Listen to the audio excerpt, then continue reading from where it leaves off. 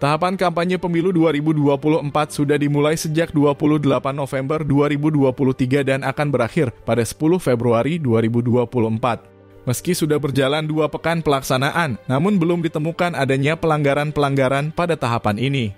Sudah 2 pekan kampanye berjalan, kami belum menemui pelanggaran yang signifikan, kata Ketua Bawaslu Maluku, Subair, Selasa 12 Desember 2023.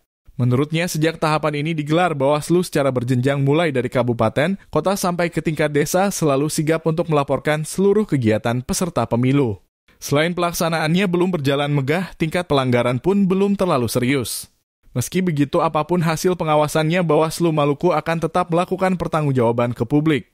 Kami sementara merekap semua laporan dari teman-teman di lapangan, sebutnya.